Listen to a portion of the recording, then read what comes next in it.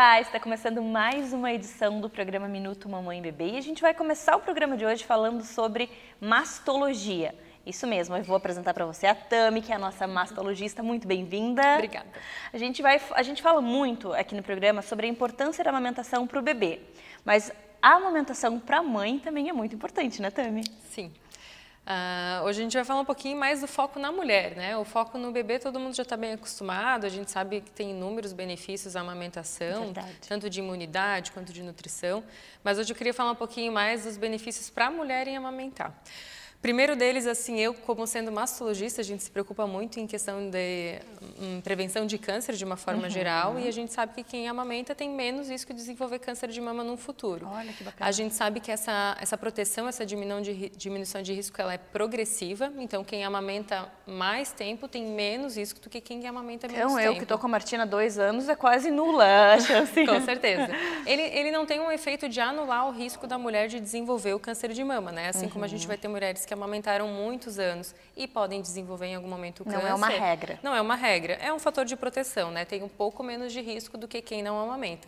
Assim, só pelo fato de engravidar já diminui o risco da gente desenvolver câncer no futuro, de mama, né? Então, o fato de engravidar e amamentar é um fator de proteção bem importante. Ai, que legal. Tem alguns estudos que mostram proteção até para outros tipos de doença, como diabetes, por exemplo, como infarto, doenças cardiovasculares de uma forma geral.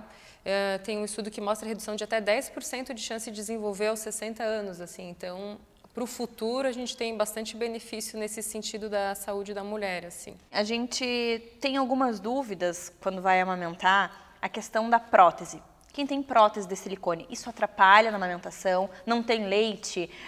Rompe ali os canais? Como é que funciona? Essa pergunta ela é bem frequente, inclusive, nos consultórios, né? Bastante gente que nunca fez cirurgia vai na consulta perguntando se pode fazer cirurgia, se ela vai poder amamentar depois, se vai ter alguma dificuldade ou não. Basicamente, a gente tem 2 tipos de cirurgia plásticas na mama que são com frequência realizadas. Assim. Acho que a mais comum é a prótese de mama, né? E nessa cirurgia especificamente, como a gente só está colocando uma prótese na mama, a gente não chega a interferir na anatomia da mama. A anatomia acaba ficando preservada, então a paciente que tem uma prótese de mama geralmente não tem nenhuma dificuldade de amamentar. As pacientes que fazem a mamoplastia, que é aquela cirurgia que a gente acaba tirando um excesso de pele ou de tecido mamário, como essa cirurgia ela faz uma cicatriz em volta de toda a auréola, a gente chama de cicatriz periareolar, elas podem acabar tendo alguma dificuldade de amamentação. Também não é uma regra, tem pacientes com a mamoplastia que conseguem amamentar naturalmente, mas tem algumas pacientes que podem ter um pouco mais de dificuldade. O principal fator assim que a gente se baseia é a preservação do sistema ductal, né? A gente tem os caninhos na mama, que são os ductos mamários, que eles fazem a progressão do leite, né? Ajudam a levar leite para o mamilo. Então, se a gente consegue preservar esse sistema na cirurgia, geralmente essa paciente consegue amamentar naturalmente. Se por algum momento na cirurgia a gente acaba chegando muito perto dos ductos mamários, a gente pode ter alguma dificuldade no futuro pela quebra da anatomia, de uma forma de se dizer assim. Seria ideal deixar para colocar a prótese depois da amamentação? O que tu acredita? Não necessariamente. Eu acho que vai muito da vontade da mulher, né? Eu sempre quis ter prótese, sempre quis aumentar, não sei nem se eu vou ter filho. Às vezes essa decisão ela acaba sendo mais cedo, né? Então, não vejo nenhuma contraindicação do ponto de vista de amamentação futura colocar ou não uma prótese. A mamoplastia, a gente sim tem que repensar, porque a gente sabe que é uma cirurgia um pouco maior e que às vezes pode acontecer também a gente fazer a mamoplastia, acabar engravidando depois e precisar de uma nova mamoplastia, por exemplo, né? Mas em contraindicação à amamentação ou de dificuldade, eu acho que não é um fator impeditivo. Porque assim, a amamentação, as pessoas me perguntam muito, ela realmente faz com que o peito caia um pouco pela questão de enche no começo? Aí depois diminui, então ela dá uma caidinha na mama. Sim. Não diz que não, porque eu tô vivendo isso e eu já senti. Sim, na verdade sim. Mas o que a gente tem que pensar? A nossa mama, anatomicamente, ela é formada de tecido mamário, que é a glândula mamária, que é o parênquima, que é o durinho na mama, digamos assim, e gordura. Todas as mamas têm as 2 coisas. Quando a gente vai amamentar, a nossa mama ela incha, né? A gente cria bastante leite, então nossa glândula mamária está inchada. A nossa pele ela tem que crescer para acomodar a nossa mama. E quando a gente reduz depois de tu parar de amamentar, essa pele ela não reduz junto, essa pele foi criada. Então a sensação que a gente tem pacientes que às vezes, a minha mama ficou maior depois de amamentar. E não necessariamente, porque a glândula mamária ela regrediu ao normal, mas a pele ficou. Então dá a sensação da mama ser maior do que ela era. É o mesmo efeito do que acontece quando a pessoa engorda e emagrece. Entendi. Ou, por exemplo, quem faz a cirurgia bariátrica, porque a mama cresceu para acomodar o excesso de gordura, na hora que a gente emagrece, aquela pele não volta mais. Então, realmente, ela fica mais caidinha, mas é pela pele em si. Tem algumas peles que têm um pouco mais essa tendência do que outras. Algumas são mais frágeis e mais cedem mais, digamos assim, a pele cede, né? E isso entra a gravidade, isso entra o tamanho da mama, isso entra o peso e várias outras questões. Mas é tão válido, é tão importante para o bebê quanto para o corpo da mulher, que eu acho que vale a pena qualquer... Com certeza. Né? Porque tem tantos benefícios. A gente sabe também que a amamentação ali no começo ajuda o útero a voltar para o tamanho normal. Tem esse estudo, entre os outros dois benefícios que a gente já conversou para a mulher, né? É bem importante também a questão... Primeiro, eu acho a praticidade, né? Amamentar, tu pode amamentar em qualquer lugar, tem que né? carregar a mochila, não tem que carregar a mochila, fazer a forma, misturar. A água tem que esquentar ou não tem. Qualquer lugar. Baixou a roupa ali, colocou, isso é tão natural, tão fisiológico, né? Outra coisa que é mais barato, né? Se for botar na ponta do lápis e que vai gastar de forma. É a alimentação da mãe. Exatamente. E tem um benefício também que é bem importante para as mulheres, que é emagrecer, né? Não só do ponto de vista estético, mas a saúde em si. A gente sabe que quem amamenta, como tem uma demanda energética maior, acaba voltando com mais facilidade ao peso pré-gravídico, né? Então, esse é um benefício bem bom, né? É verdade. Eu voltei pro meu peso, assim, super rapidinho e sem contar todo o prazer, toda a conexão, todos os benefícios e também saber que agora eu não vou ter mais câncer de mama. Brincadeira, a gente sabe que não necessariamente é uma regra, né? Depende muito. E tem mais alguns fatores que a gente pode listar que previnem o câncer de mama. A amamentação em si, né, a gravidez em si, mas a gente tem vários outros fatores que a gente se preocupa, como o excesso de peso, ele é um fator que quem está no peso adequado tem um pouquinho menos de risco de desenvolver do que quem está acima do peso. O sedentarismo, de uma forma geral, ele é associado a vários aumentos vários tipos de câncer, né, o de mama também. E, claro, alguns fatores que a gente não pode modificar, né? Por exemplo, quem tem história na família vai ter um pouquinho genética, mais de risco do que quem não tem, né? Inevitavelmente. Eu gosto de falar bastante sobre o autoexame durante a gravidez também e a amamentação, porque nessa fase é bem comum aparecerem algumas nodulações e tem um dito popular aí que tudo acha que é leite empedrado, todo mundo acha que tem relação. Aí fica ali massageando para ver se sai seu leitinho. E pode ser e pode não ser também, né? Mas é sempre que a gente sente um nódulo novo, o ideal é ser avaliado para confirmar que realmente é alguma coisa relacionada à amamentação. Nossa, que bacana essa dica. Também adorei. Ainda bem que a gente tem você aqui conosco, agora todos os meses a Tami vai vir aqui, a gente vai trazer temas e vamos levar até você informação e conteúdo de qualidade. Muito obrigada e até a próxima!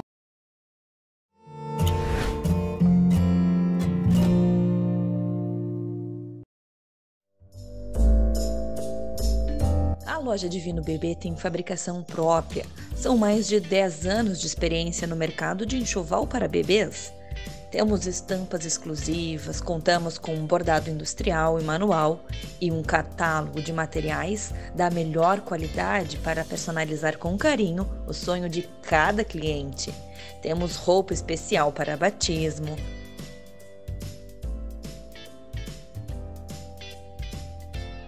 vestuário,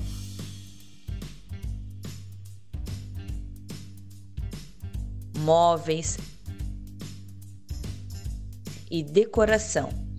Uma loja completa com produtos selecionados para atender todas as necessidades do seu bebê em um só lugar. Divino Bebê, afeto e qualidade que o seu bebê merece.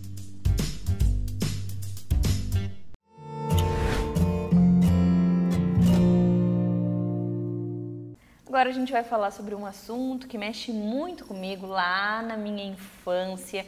E eu fiz questão de procurar uma profissional qualificada para estar aqui no time do programa Minuto Mamãe Bebê para falar sobre esse assunto. Então eu trouxe a Diva, que é empresária do ramo óptico há muitos anos, ela tem a ótica referência e hoje ela vai falar um pouquinho para nós sobre óculos infantis. Diva, quando eu era criança, Com 2 aninhos, eu comecei a usar óculos. E eu tinha muita vergonha, porque o óculos era feio, a lente era grossa, verde. Hoje em dia, usar óculos não tem mais esse problema, né? Bem-vindo ao programa. Obrigada, Mariana. Fico muito feliz em estar aqui junto com você para orientar muitas mamães que estão passando por essa situação. Verdade. Que hoje em dia é muito comum. Muito comum as crianças usarem óculos. Então, fico agradecida pela oportunidade de divulgar o nosso trabalho. Ah, que bacana.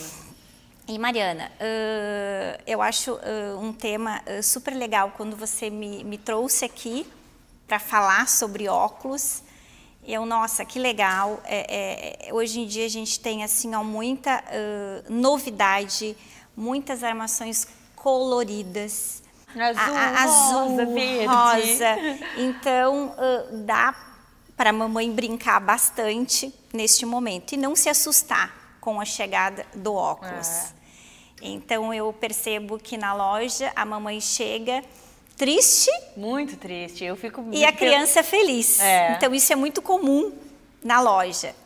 Enfim, mas as crianças acabam olhando, mãe, eu quero um rosa, mãe, quero um azul, e aí vai acontecendo. Eu acredito e a mãe... que hoje ficou estiloso para a criança. Antes, na minha sala de aula, eu era a única. Hoje em dia, a grande parte da sala de aula, as crianças usam óculos, né? E ter essas opções, antigamente não tinha, era o óculos normal. Agora, eles são de plástico, eles são... diferentes, estilosos, coloridos, dá para a criança ter mais de um. Então, assim, óbvio que quando a mãe recebe o diagnóstico, teu filho tem problema de visão, ele vai precisar usar óculos, dá aquela, né, aquele sentimento, assim. Aquele frio na barriga, porque... ai, meu filho vai começar a usar óculos. Sim, e fica com medo que a criança não vai gostar, mas a criançada adora, né? Adora, gosta e assim, evoluiu muito o mercado de armações infantil. E não só em armação, mas em lentes também. É como você diz, antigamente eram aquelas lentes verdes. Nossa. Hoje não é. Hoje é uma lente com alta tecnologia. Proteção? Proteção. Uma coisa muito importante, que até o oftalmologista já orienta, tem que ter proteção UV, tem que ser uma lente que não quebra. Porque a criança não caminha, corre. Exatamente. E não tem cuidado. Ela tem que ser leve e não quebrar. Outro detalhe muito importante, a proteção do filtro de luz azul. É muito nociva aos olhos, principalmente a criança que está passando por um desenvolvimento no olhinho. Então, tem que usar a proteção de filtro azul. Hoje as crianças são plugadas no telefone, iPads eletrônicos. Então, Netflix, não é? Então, as pessoas ficam mais expostas às luzes azul. Então, é importante usar. A gente orienta, use, coloca. O investimento é pagar um pouquinho mais, mas é um investimento legal. É a visão da criança.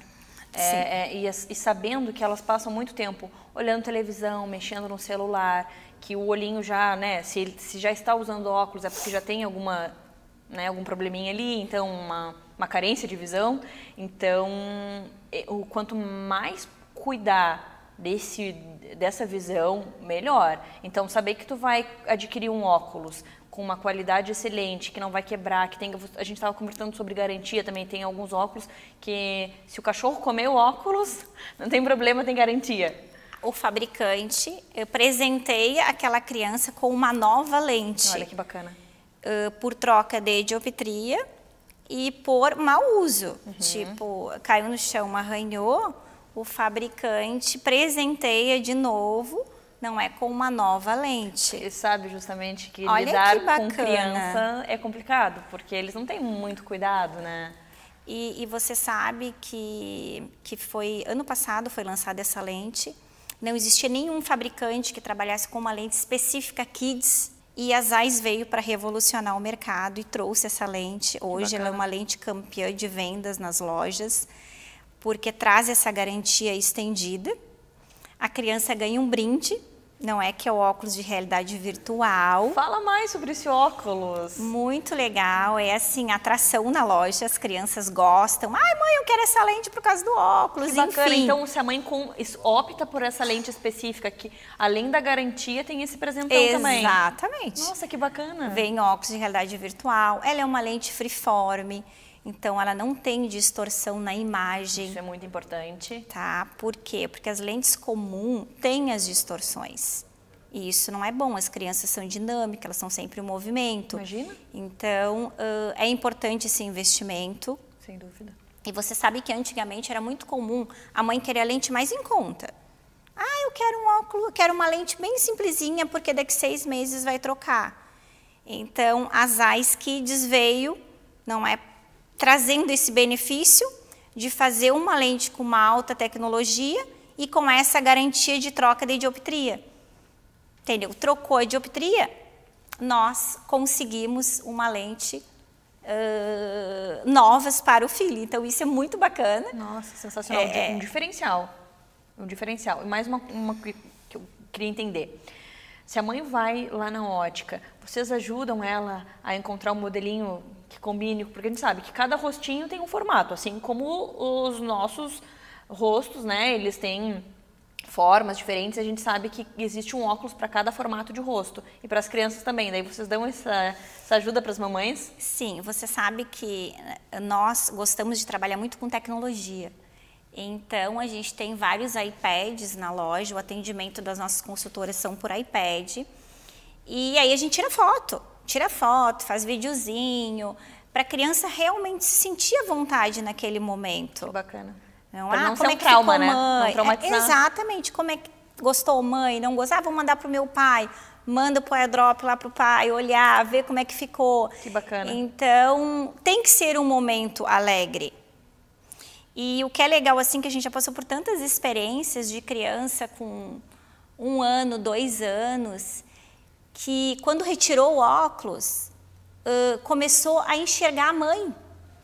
Então, é muito legal, nossas redes sociais tem. A criança, quando colocou óculos, ela começou a olhar a mãozinha assim, sabe? Os detalhes, olhava para o rostinho da mãe e tocava. Nossa, tipo que assim, emocionante. analisando. É muito emocionante o que ela não vídeo. conseguia ver, né? Exatamente. Então, é importante essa consulta. Procurar um oftalmologista pediatra. Lá na ótica vocês passam o contato, auxiliam essa mãe? Tem vários oftalmos que a gente gosta de trabalhar, que são pediatra. Eu oriento sempre, procura um pediatra. Porque, assim, oftalmologista de adulto. É de adulto, não é de criança. Sim. Até a forma de conduzir a consulta, sim. né? Então, a gente orienta, assim, papai e mamãe que está na dúvida em procurar um oftalmologista. A gente tem, sim, algumas indicações. Que bacana. E eu acho isso muito importante. Desde os 6 mesinhos já é legal olhar. E de que forma é que eu observo que meu filho está precisando de óculos? Trabalhe com movimentos, com brinquedos, se ele acompanha o olhar. Muito obrigada pela tua participação. Até a próxima. Obrigada, pessoal.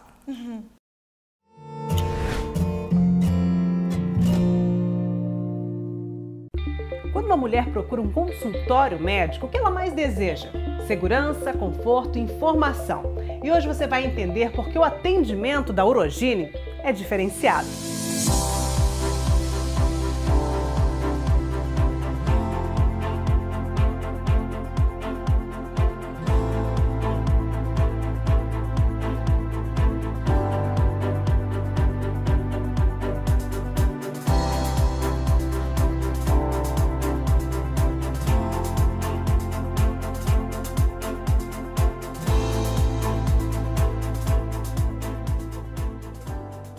O nosso atendimento inclui todas as fases da vida da mulher, desde a primeira consulta ginecológica na adolescência, as consultas ginecológicas de rotina anual, para as gravidinhas do pré-natal, as mulheres climatéricas e a menopausa, incluindo as queixas urinárias, diminuição da libido, tudo isso numa estrutura moderna e aconchegante.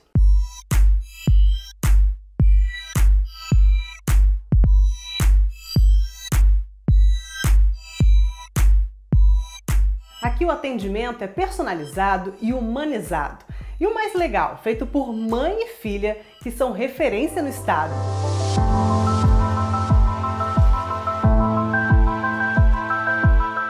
A minha paixão pela ginecologia e obstetrícia tem 30 anos.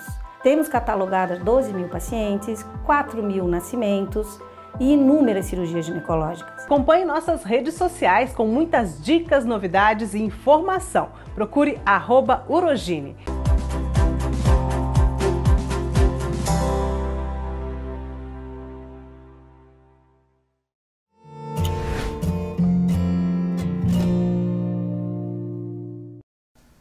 Um dos assuntos mais procurados e estudados pelas mamães é o sono do bebê.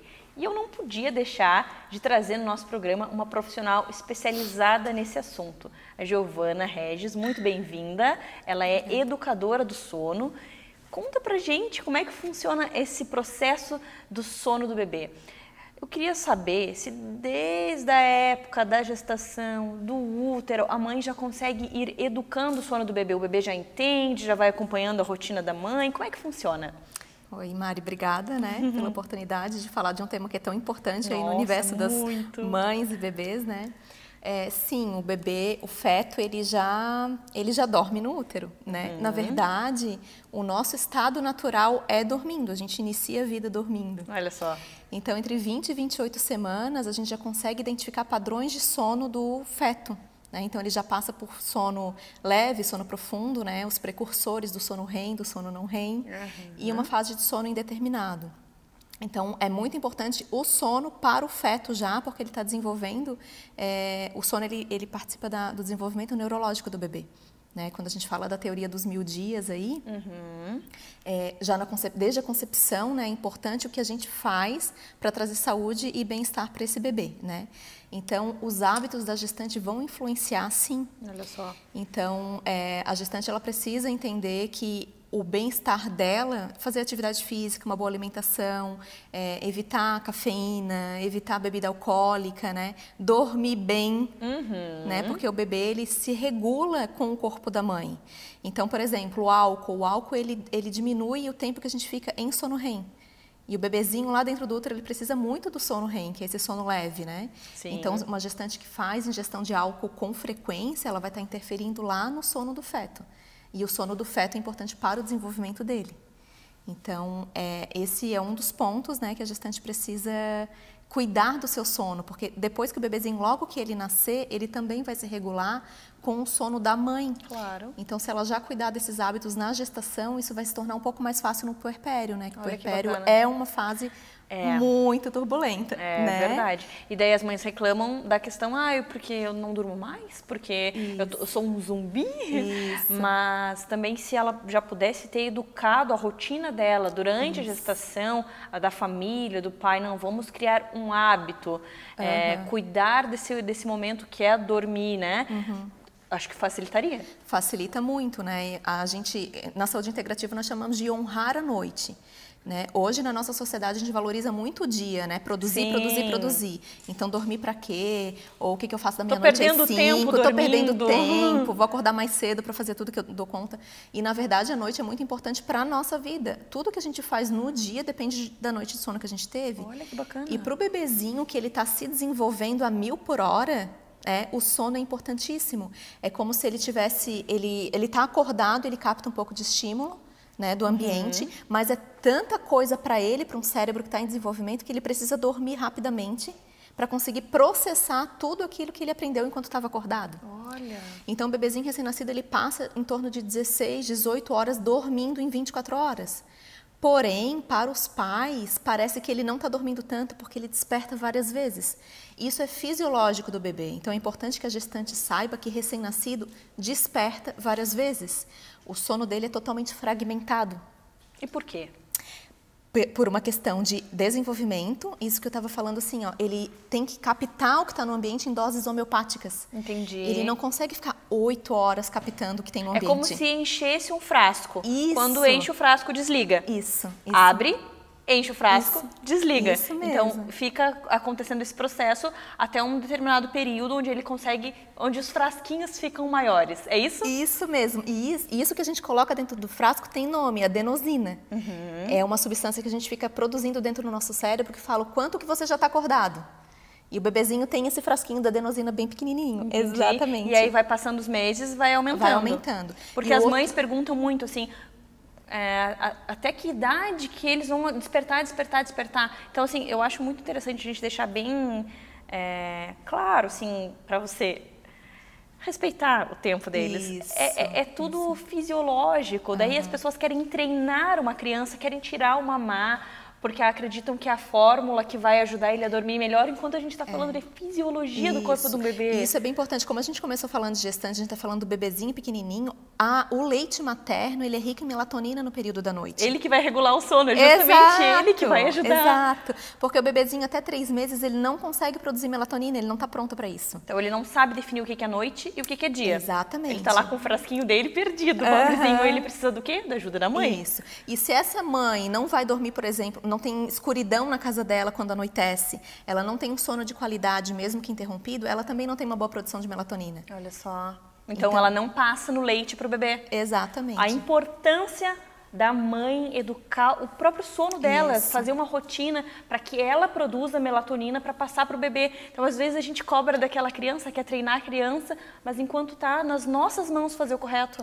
O que a gente precisa olhar é realmente a necessidade do bebê em cada momento da vida dele, né? E a dinâmica dessa família. Porque grande parte dos problemas de sono que aparecem para mim, né, e para quem trabalha com consultoria de sono, não é um problema do bebê.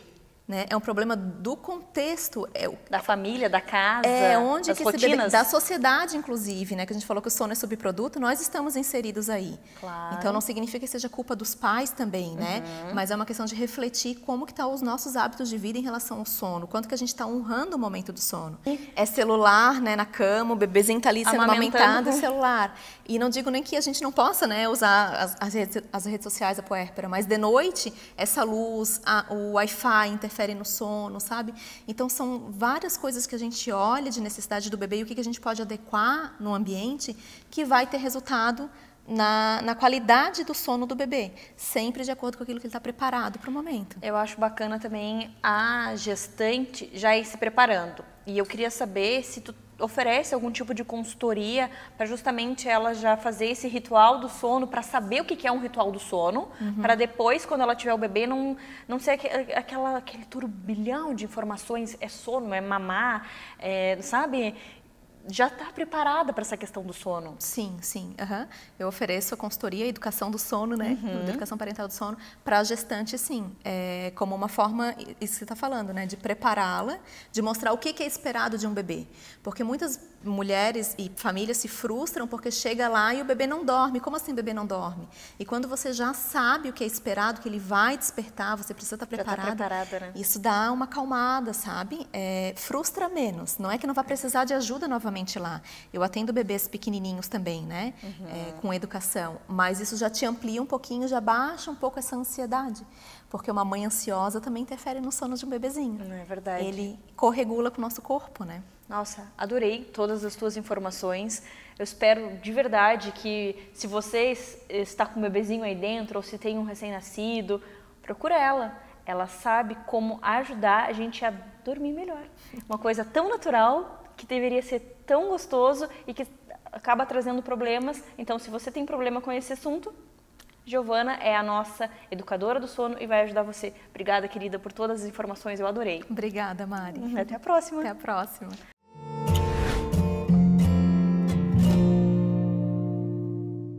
Você conhece a Dr. Kids? A Dr. Kids é um serviço inovador de atendimento pediátrico que atende seu bebê na segurança da sua casa, no conforto do seu lar, de maneira rápida, humanizada e eficiente.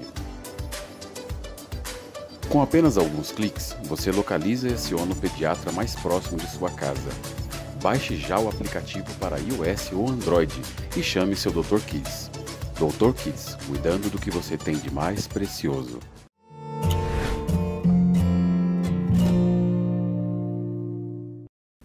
Agora a gente gente vai falar sobre aluguel de brinquedos e de fantasias. Poxa, que bacana essa ideia de vocês.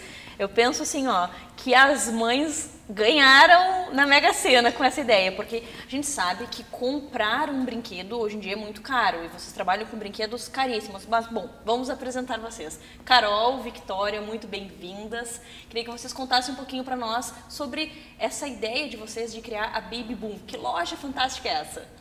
Então, Mariana, em primeiro lugar, muito obrigada pelo convite, né?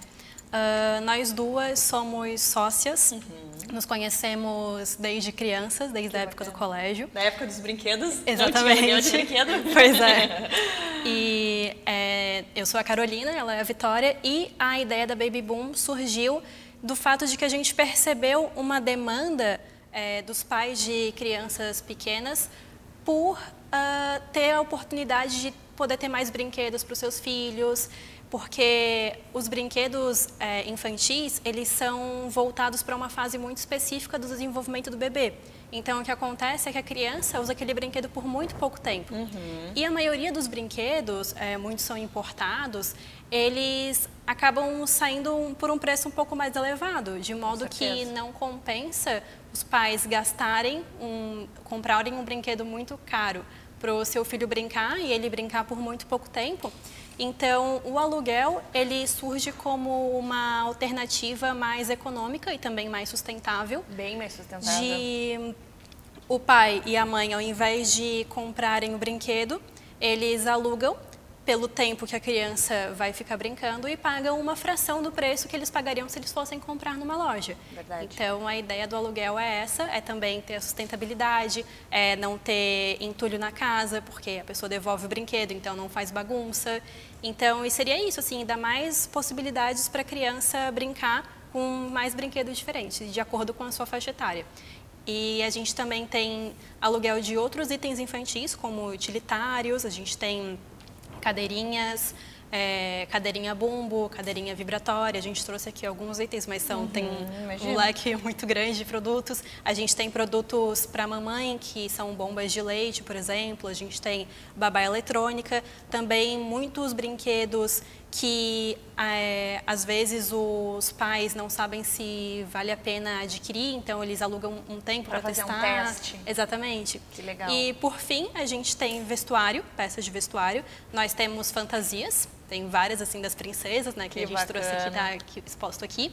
E também vestidos de festa para casamento, para batismo, tem vestidos branquinhos também. Porque os vestidos, eles também seguem a mesma lógica dos brinquedos. Eles têm um preço um pouco mais elevado. A criança usa uma vez, duas no máximo? Exatamente. E aí depois você tá lá com aquele cresce monte de rápido roupa. e fica, exatamente. Então, que bacana a tem ideia de a mesma vocês. ideia. E aí a fantasia para uma festinha do colégio, para um carnaval.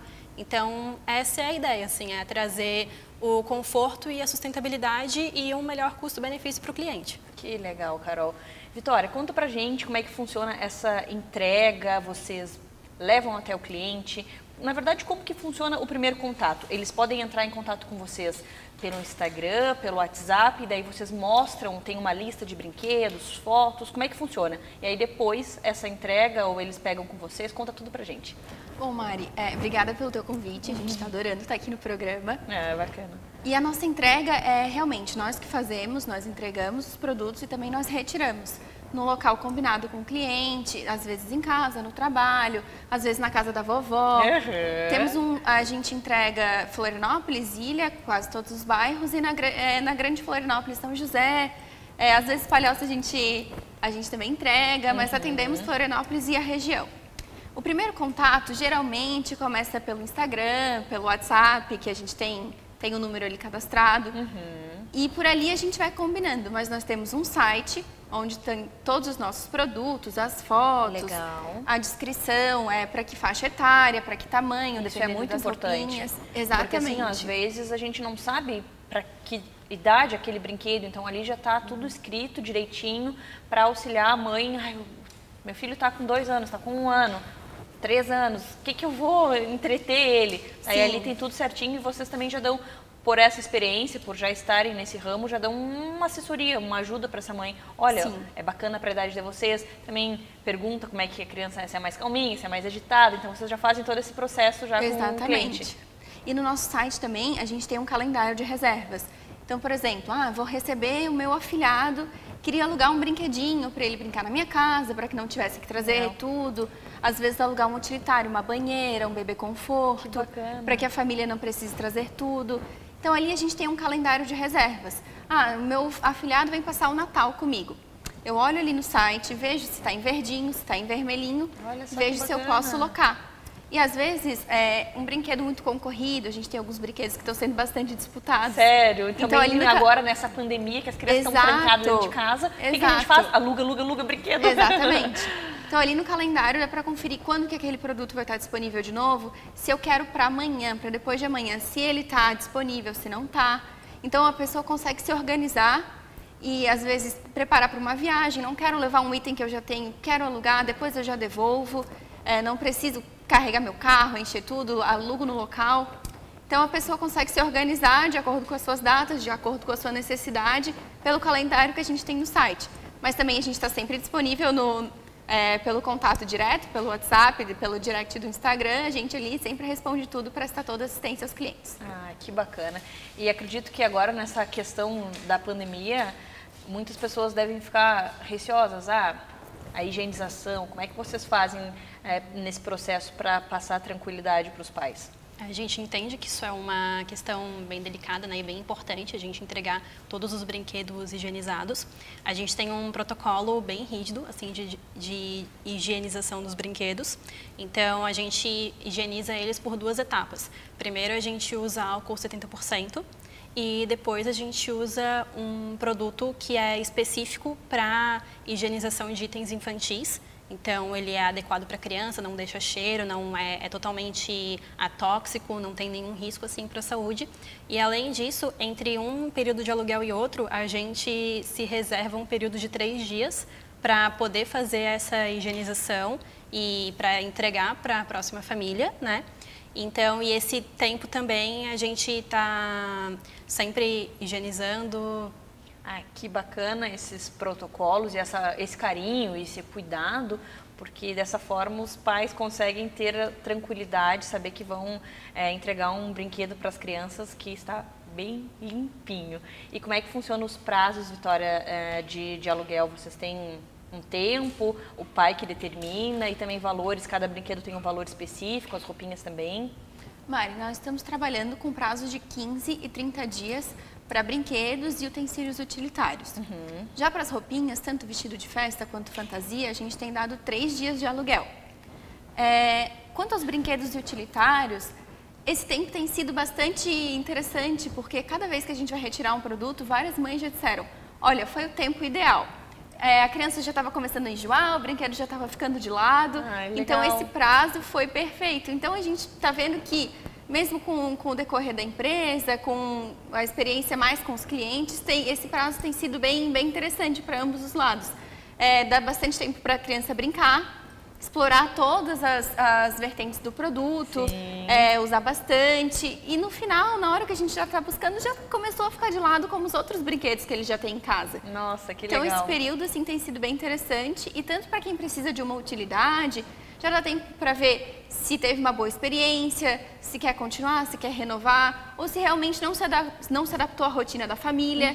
Então esse período de 15, 30 dias tem funcionado bastante, tanto para a gente como empresa, quanto para os clientes para usufruírem dos produtos. Que bacana, adorei a ideia de vocês. Parabéns por essa ideia, essa novidade de alugar brinquedos. Tenho certeza que o pessoal que está nos assistindo em casa também gostou. E se você tem um pequeno aí e não quer comprar um brinquedo pelo valor do investimento, ou, como elas falaram também, quer comprar, mas antes saber se a criança vai gostar, procure elas. Baby Boom é a loja para alugar brinquedos e fantasias. Obrigada, meninas, e até a próxima. Obrigada, Mari.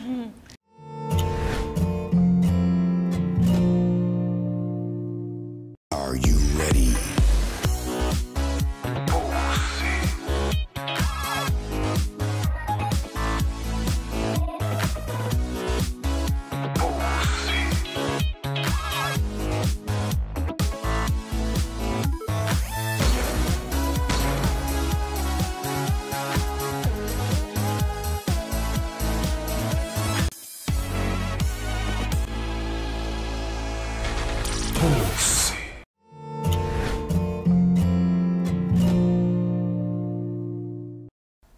agora eu vou apresentar para você a fisioterapeuta para bebês do nosso time do programa Minuto Mamãe Bebê.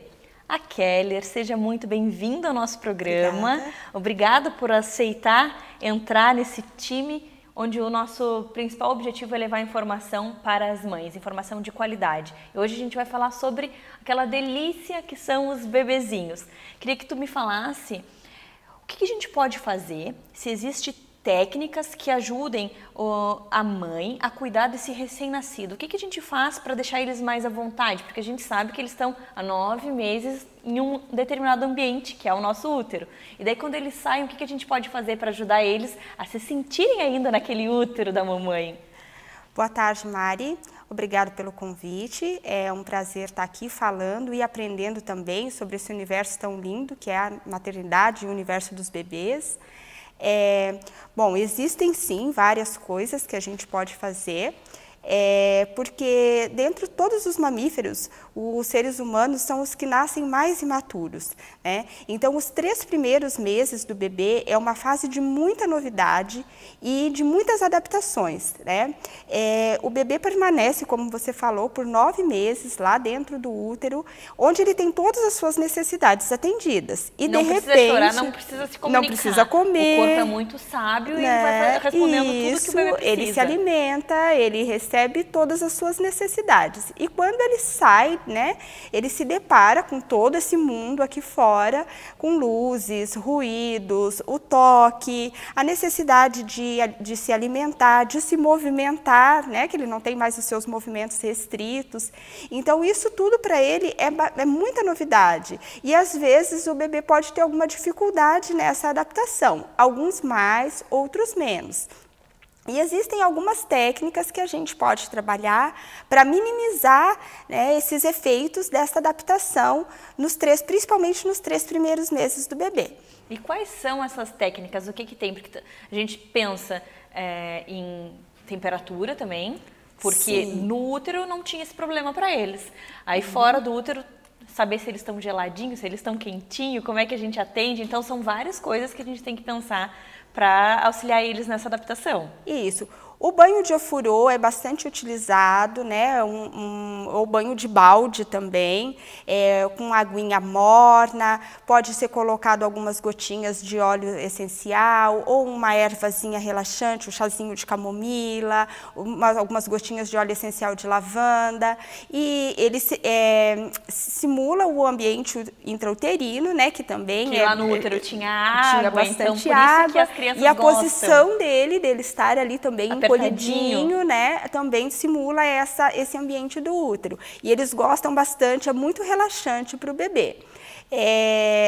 Assim, também a gente tem que tomar bastante cuidado com a temperatura, é claro, né? Antigamente se tinha muita mania de agasalhar demais o recém-nascido, né? Não tem essa necessidade, hoje a gente sabe que isso não é mais necessário, mas sim, o bebê, ele precisa de um pouquinho de calor e ele se sente bastante confortável também quando está enrolado. A gente fala fazer o charutinho do bebê, né? Então, colocar o bebê com os bracinhos assim em flexão, né, as mãozinhas próximas ao rosto, que é muito importante manter o padrão de flexão, tá? E as mãozinhas livres, para ele poder explorar a mãozinha se quiser, e o restante do corpo pode fazer um charutinho mesmo, bem enroladinho. Pega a cobertinha, coloca deixa ele bem enroladinho. Isso, deixa ele todo enroladinho com o bracinho aqui próximo ao rosto. É uma técnica também de muito conforto para o recém-nascido. Até uns 3 meses eles gostam de ficar bastante. Depois já querem se espalhar, né? Já não gostam mais, mas até uns 3 meses eles gostam bastante dessa posição. O uso do sling também é uma técnica que a gente utiliza bastante, né? Até porque a chegada de um bebê na casa tem muita demanda, né? Às vezes essa família tem mais filhos também, tem outras crianças, muitas vezes que são até pequenas. O bebê quer colo. E quer colo, e aí a gente tem que amamentar e ordenha leite, e ferve mamadeira e faz comida, né? Então o sling, além dele facilitar a gente gente, né, nas nossas atividades e a gente ficar mais livre, porque a gente tem os braços livres, e o sling, ele é bem ergonômico, é bem confortável para o bebê. E assim, ó, para a coluna da mãe também é ótimo. Sim. Porque quando tu está com o bebê assim no colo, às vezes tu acaba ficando assim, o sling, ele amarra o teu corpo, Isso, amarra o bebê em ti, e o bebê fica com a posição. Isso é importante também ter um profissional qualificado para ajudar, porque às vezes coloca... Tem várias técnicas, tem vários tipos de sling e várias técnicas de amarração. Então, quando essa família vai adquirir o sling, é importante fazer uma consultoria com, às vezes, a própria representante, né, a pessoa que vende o sling, ela também já faz isso. Ou se ela comprou na internet, ou ganhou esse sling de alguém, existem as oficinas das técnicas de conforto, e aí essa mãe também vai aprender, né, as técnicas de amarração, qual é mais adequada para ela, depende do peso do bebê, do tamanho, e qual é a maneira que ela vai se adaptar melhor no uso do sling. Então, além de facilitar, né, a mãe a fazer, a mãe ou o pai também, claro, né, gente? Porque o meu marido usava, meu marido ficava amarradinho com a pequena. Isso. Além de facilitar a nossa vida ali, nas nossas atividades diárias, o sling, ele promove o aconchego, a proximidade, né, o contato. Do coração, eles escutam porque eles estão coladinhos. Isso, o bebê, ele se autorregula com quem está segurando. A questão de regulação de temperatura, de batimento cardíaco, de respiração. Então, ele é muito importante, né? E quando for possível, o contato pele a pele com o bebê também é muito importante. A gente chama de método canguru. Pode ser feito ali no sling mesmo, e pode ser feito no momento que a mãe ou o pai puder sentar e colocar esse bebê pele a pele. Ou seja, tirar, né, a roupa naquele local e tirar a roupinha do bebê, a parte de cima. Pode colocar um cobertorzinho para o bebê não pegar friagem, mas manter o contato da pele da mãe com o bebê também traz muitos benefícios ali para o recém-nascido, o método canguru, né? É um método que a gente usa na UTI neonatal, nas maternidades, porque as mães não podem, muitas vezes, permanecer junto com o seu bebê. Aquele momento é tão incrível, né? Então a mãe às vezes vai para casa e o bebê fica, mas aí quando a mãe está na maternidade, a gente utiliza o método canguru, e a gente nota muitos benefícios, né, na recuperação, até diminui o tempo de internação desses bebês ali na UTI. E quem está em casa também pode fazer, é muito benéfico para o bebê o contato pele a pele com a mãe. Que bacana. A gente sabe que também tem a Chantala, mas esse assunto a gente vai deixar para o próximo programa, e eu te agradeço muito por todas as informações. Tenho certeza que as mamães de primeira viagem, as tentantes, as nossas gravidinhas, anotaram essas dicas, e com certeza isso vai ajudar muito a adaptação do seu bebê. Espero que você tenha gostado.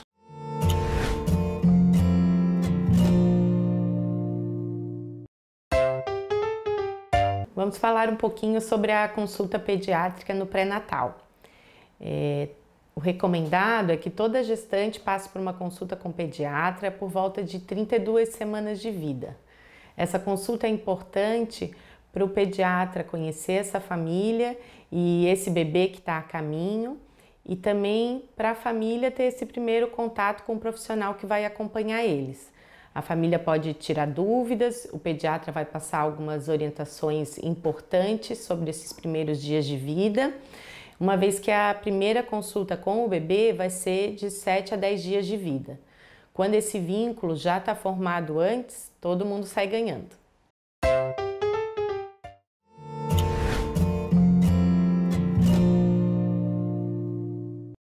Agora a gente vai falar sobre educação emocional. Quem está aqui conosco é a Vivi Machado, seja muito bem-vinda. Queria falar um pouquinho sobre esse trabalho que você faz com as crianças, sobre esse despertar das emoções, como é que funciona? O trabalho que eu desenvolvo é através de oficinas, com crianças de 4 a 6 anos e de 7 a 11 anos.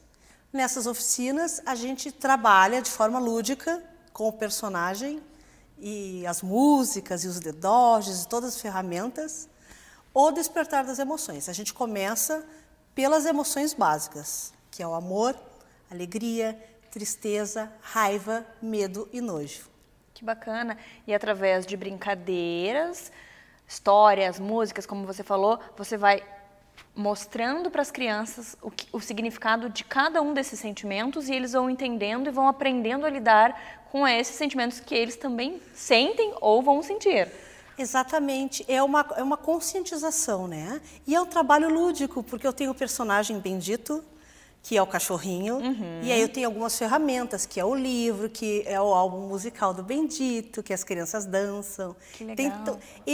Pode parecer no primeiro momento uma brincadeira para eles que são crianças, mas tem todo um processo lúdico por trás. O legal, eu acho que é realmente isso, é ser uma brincadeira para chamar atenção e para prender eles no que você vai passar.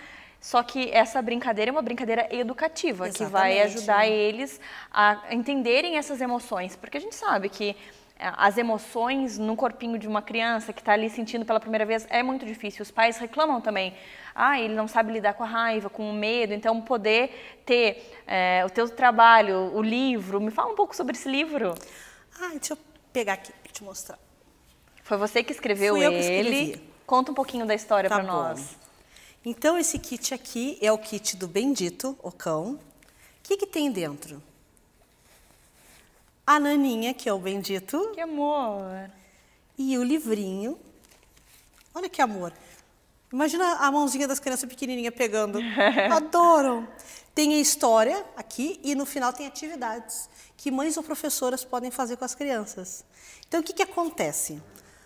A minha história começou na causa animal, né? Eu fazia palestras, um trabalho voluntário em escolas com crianças, até que um dia eu conheci uma guria de 6 anos, do primeiro do fundamental, que quando eu estava explicando para ela a importância da gente ter uma guarda responsável, da gente não maltratar os animaizinhos, ela se encolheu. E aí no final eu fui acolhê-la, né? Acolhi, e aí eu perguntei, o que houve? Aí ela olhou para mim e disse assim, por que eu não posso chutar o cachorro se o meu pai me chuta e chuta o meu cachorro? Olha só, que forte. Aquilo assim, quebrou meu coração. E ali eu descobri a minha missão. Aí eu fui estudar, né? Eu fiz formação em Kid Coach, eu sou educadora emocional, eu sou educadora parental também. E dessa vivência, eu já tinha o personagem dessa causa animal, que é o Bendito, e aí eu transformei a caminhada dele. Então, o que acontece? A gente une o útil ao agradável aqui. A gente conta a história do cãozinho que foi abandonado nas ruas e, ao mesmo tempo, cria uma empatia com as crianças, porque eles adoram o personagem, né? Sim, cachorrinho, quem é criança ama o animal. E aí eles conseguem compreender, ver as emoções através da vivência do cachorrinho. Que bacana. E a música também, são 6 músicas, eles dançam, se emocionam, tem as atividades também. E também uma coisa muito importante de ser falada é que algum material é levado para casa. E aí o despertar também começa a tocar os pais. Porque a minha geração não foi ensinada sobre educação emocional, não é verdade? A gente aprendeu as coisas assim. Do jeito que ia vindo, né? E é muito importante também a gente tocar no ponto que também não adianta só fazer esse trabalho na escola, esse trabalho com oficinas, se os pais não tiverem consciência que a criança é o exemplo do pai e da mãe. Sem sombra de dúvidas. É o que a gente sempre fala aqui no programa. Os pais querem cobrar dos filhos algo que nem eles oferecem ou que nem eles dão um exemplo. Então, assim, o livro serve para as crianças, mas também para os pais lerem, entenderem e se inspirarem na forma como eles querem agir em relação às emoções deles. Eu não quero que meu filho bata, mas eu bato nele. Eu não quero que ele grita, mas quando eu vou chamar a atenção, eu grito. Ou então assim, tem um problema no colégio, né? E aí o pai e a mãe vão lá no colégio. E aí eles ficam se questionando, mas por que será que esse guri fez isso? Mas no dia, para levar o guri no colégio, o pai gritou no trânsito. Com certeza. O pai xingou quem estava passando. E aí a criança está ali olhando, e vira um hábito que eles não fazem por mal, eles nem percebem. Lógico. Então, por isso que o nome desse programa é Despertar das Emoções. Porque é tanto para a criança quanto para o adulto. É o momento de despertar para os sentimentos. Aí o pai, a mãe, a avó, enfim, quem está ali com aquela criança, vai também se despertar, ter uma nova visão dos seus atos, das suas atitudes, porque assim, nós somos os exemplos. Com certeza. E se a gente, como você citou, tá no trânsito gritando, como é que você não vai querer que o seu filho grite lá na escola com um coleguinha? E não adianta tu ter uma fala muito bonita, mas tu não entrar em ação, porque a criança está ali o tempo todo te observando. Verdade. Não é verdade? E eles observam mesmo. O que a gente fala, no outro dia eles estão replicando. Tu sabe que agora eu estou lançando uma oficina para pais e filhos, uma oficina de família, para se trabalhar as emoções. Eu faço online. Para trazer a família, porque às vezes também os pais estão ok, além de eu mudar meu comportamento, de que forma também eu posso ajudar meu filho em casa? É verdade. E assim, é um assunto que gera muitas dúvidas e é difícil para os pais também, porque como você disse, nós não fomos criados assim, a gente não teve essa orientação sobre as nossas emoções. Então eu acho que chega um momento agora, eu como mãe, pais, jovens, de quebrar essa barreira dos gritos e de não saber lidar com as emoções, para que essa próxima sociedade, que agora são crianças, mas que serão adultas, venha com uma consciência emocional bacana, né? Desenvolver as habilidades socioemocionais, porque as pessoas esquecem que essas crianças são os adultos do amanhã. Com certeza. Os adultos que vão entrar para o mercado de trabalho, e muitas vezes eles têm uma capacidade intelectual, mas eles não permanecem no mercado de trabalho porque não têm a capacidade emocional de lidar com os colegas, com o trabalho. Então agora é a nossa chance de cuidar dessas crianças, desses futuros adultos. Exatamente. Então eu achei assim, ó, excelente o teu trabalho, eu agradeço demais a tua participação aqui. Obrigada. Tenho certeza que se você está nos assistindo, se tem dificuldade em lidar com as suas emoções e quer uma forcinha, uma ajudinha, a Vivi é a pessoa ideal para ajudar você a controlar suas emoções e dar um exemplo bacana para os seus filhos. É isso, Vivi? Exatamente. Muito obrigada pela tua participação e até a próxima. Eu que agradeço. Prazer estar aqui. Nossa.